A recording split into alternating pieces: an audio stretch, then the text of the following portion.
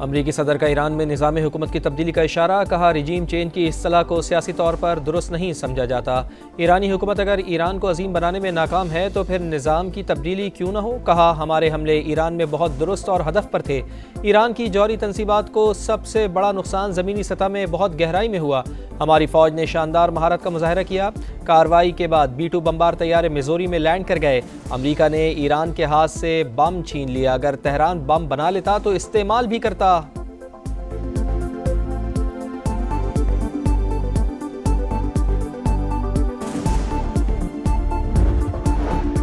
ایران کا امریکی حملوں کا بھرپور جواب دینے کا اعلان، اقوام متحدہ کی سلامتی کونسل کا ہنگامی اجلاس۔ ایرانی مندوب نے ایرانی ایٹمی تنصیبات پر حملوں کو عالمی قوانین کی سنگین خلاف ورزی قرار دے دیا، کہا کئی بار امریکہ کو جنگ سے دور رہنے کے لیے خبردار کیا تھا۔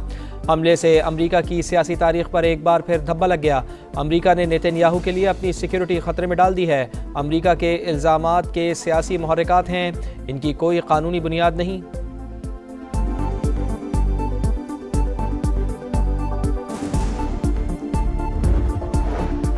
پاکستانی مستقل مندوب عاصم افتخار کی ایرانی تنصیبات پر حملے کی مذمت، ایران کے ساتھ بھرپور اظہار یکجہتی، کہا گزشتہ اجلاس میں کونسل ارکان نے کشیدگی سے آگاہ کیا تھا، امن کی اپیلوں کو نظر انداز کیا گیا۔ پاکستان نے UN چارٹر کے مطابق اصولی موقف اپنایا، مشرق وسطی مزید عدم استحکام کا متحمل نہیں ہو سکتا، مزید کشیدگی کے اثرات خطے کے باہر بھی اثر انداز ہوں گے۔ پاکستان کا فوری اور غیر مشروط جنگ بندی کا مطالبہ۔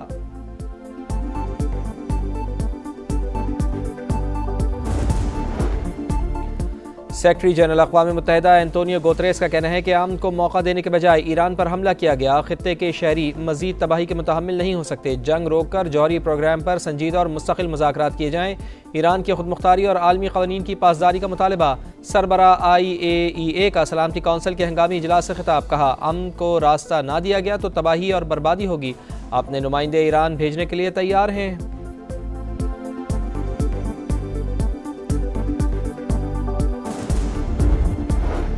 ایران پر حملہ کر کے اپنے اتحادی اسرائیل کی مدد کی، سلامتی کونسل کے ہنگامی اجلاس سے امریکی مندوب کا خطاب، کہا حملوں کا مقصد ایران کی ایٹمی صلاحیتوں اور مشرق وسطی میں عدم استحکام کی جڑ کو روکنا تھا۔ چین کی ایران پر امریکی حملے کی مذمت، ایران کے پرامن جوہری پروگرام پر حملہ عالمی قوانین کی سنگین خلاف ورزی قرار۔ روسی مندوب کا بھی ایران پر امریکہ کے غیر ذمہ دارانہ حملے کی مذمت، برطانوی مندوب نے کہا ایران کا جوہری پروگرام عالمی امن کے لیے خطرہ ہے، ایران کشیدگی بڑھانے کے مزید اقدامات سے گریز کرے۔ فرانسیسی مندوب کا موقف۔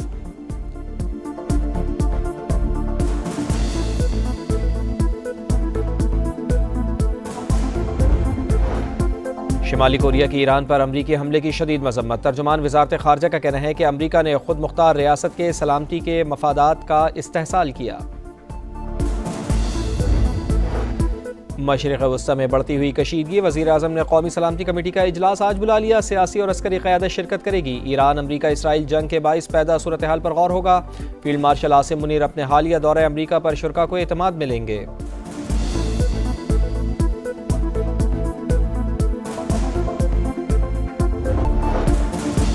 ایران کے صوبے یزد پر اسرائیل کا حملہ، 2 فوجی ٹھکانے نشانہ، 9 سیکیورٹی اہلکار شہید، ایرانی حکام کی تصدیق۔ شہداء میں اسلامی انقلابی گارڈ کور کے 7 ارکان اور 2 فوجی شامل۔ اسرائیلی وزیر اعظم کا کہنا ہے آپریشن کے 2 اہداف مکمل کرنے کے بہت قریب ہیں، مقاصد حاصل ہونے کے بعد کارروائیاں روک دیں گے۔ فردو ایٹمی پلانٹ پر حملے کے بعد نقصان کا جائزہ لے رہے ہیں۔ اسرائیل کا پشت پناہ امریکہ، ایران اسرائیل جنگ میں کود پڑا۔ امریکہ کا operation midnight hammer, 7 B-2 bomber طیاروں کے ایرانی نیوکلیئر سائٹس پر حملے، فردو، نتنز اور اصفہان پر بنکر بسٹر بم برسا دیے۔ فردو پر 30 ٹن دھماکہ خیز مواد گرایا گیا، جوہری مقامات پر 30 ٹوماہاک میزائلوں کا بھی استعمال۔ ایرانی حکام نے فردو سمیت 3 ایٹمی تنصیبات پر حملے کی تصدیق کر دی۔ امریکہ کو کس طرح جواب دیا جائے، حکمت عملی طے کرنے کے لیے ایرانی قومی سلامتی کمیشن کا ہنگامی اجلاس طلب۔ دنیا کو دکھا دیا امریکی طاقت واپس آ گئی، ایران کے جوہری پروگرام کو تباہ کر دیا، اگر تہران نے ہمارے مفادات کو نقصان پہنچایا اس سے زیادہ سخت جواب دیں گے۔ امریکہ کا اعلان، امریکی وزیر دفاع پیٹ ہیگسیت نے کہا امریکی آپریشن ایران میں رجیم چینج کے لیے نہیں تھا۔ ٹرمپ نے کئی بار کہا ایران ایٹمی ہتھیار حاصل نہیں کر سکتا، دنیا کو امریکی صدر کی بات سننا ہوگی۔ اسرائیل کو تمام اتحادیوں کی حمایت حاصل ہے۔ تنازع کا حل مذاکرات کے ذریعے ہی ممکن ہے۔ ایران کو یہ بات سمجھنی چاہیے۔ پینٹاگون حکام کے مطابق خفیہ آپریشن مڈ نائٹ ہیمر امریکی تاریخ میں B-2 کا سب سے بڑا حملہ ہے۔ امریکی joint chiefs of staff general Dan Caine نے کہا اہداف پر 2 درجن سے زائد ٹوماہاک میزائل بھی داغے گئے۔ ایران ہمارے طیاروں سے بے خبر رہا، کسی قسم کی مزاحمت نہیں ہوئی۔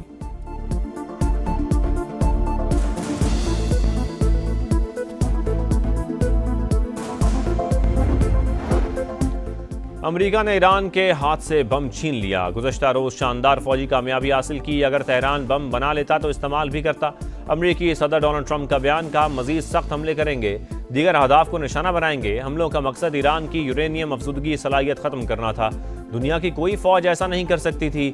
اسرائیل زیادہ محفوظ ہو گیا، اب امن کا وقت ہے۔ ایران کو جنگ کے خاتمے پر راضی ہونا چاہیے۔ حملے میں فردو جوہری پلانٹ مکمل تباہ نہ ہو سکا، صرف نقصان پہنچا۔ امریکی اخبار نیو یارک ٹائمز کا انکشاف۔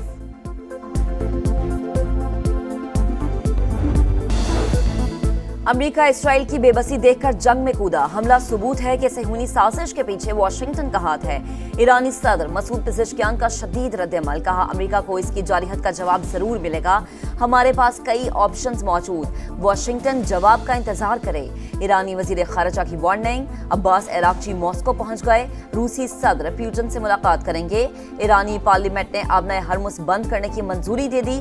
آبنائے ہرمز بند کرنا ایران کی ایک اور بھیانک غلطی ہوگی، امریکی وزیر خارجہ کا رد عمل۔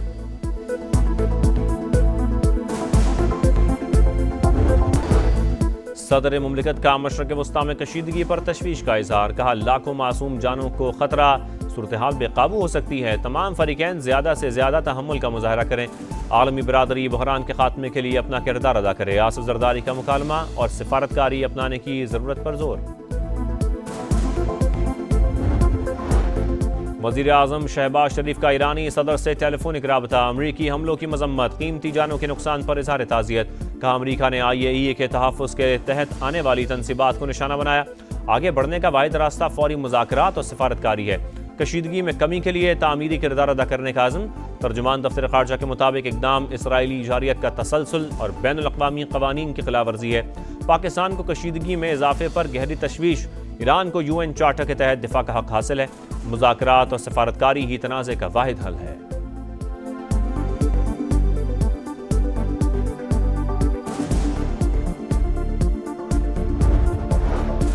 روس اور چین کی ایران پر امریکی حملے کی مذمت، اقدام عالمی قوانین کی خلاف ورزی قرار، تہران پر حملہ ناقابل قبول ہے۔ سعودی عرب، ترکیہ، عراق، قطر اور عمان کا اظہار تشویش، فرانسیسی صدر کا سعودی ولی عہد محمد بن سلمان کو فون، مشرق وسطیٰ کی صورتحال پر بات چیت، UAE کے صدر کا بھی سعودی ولی عہد اور امیر قطر سے رابطہ، ایران مذاکرات کی میز پر آئے تاکہ بحران کا سفارتی حل نکلے، برطانیہ، آسٹریلیا، نیوزی لینڈ اور جاپان کا مشورہ، فریقین تحمل سے کام لیں، ایک قدم پیچھے ہٹیں، یورپی یونین کی اپیل، مسئلے کا کوئی فوجی حل نہیں، آگے بڑھنے کا واحد راستہ سفارتکاری ہے، UN سیکرٹری جنرل کا پیغام، کیوبا، چلی اور میکسیکو کی بھی امریکی حملے کی شدید الفاظ مذمت۔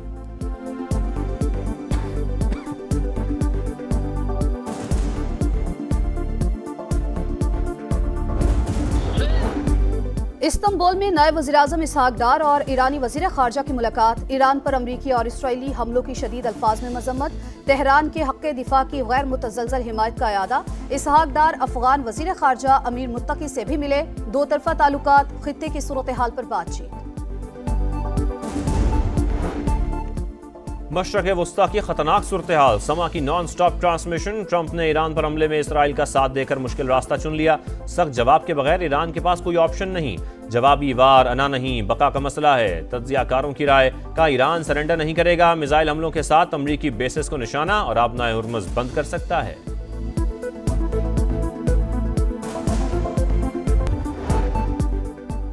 خزدار کے علاقے آرینجی میں 30 سے زائد مسلح افراد کا حملہ، سابق وزیر اعلیٰ بلوچستان نصیر مینگل کا بیٹا عطا الرحمان جاں بحق، حکام کے مطابق مقتول شکار پر گئے تھے، ان کا بیٹا مطیع الرحمان بھی زخمی۔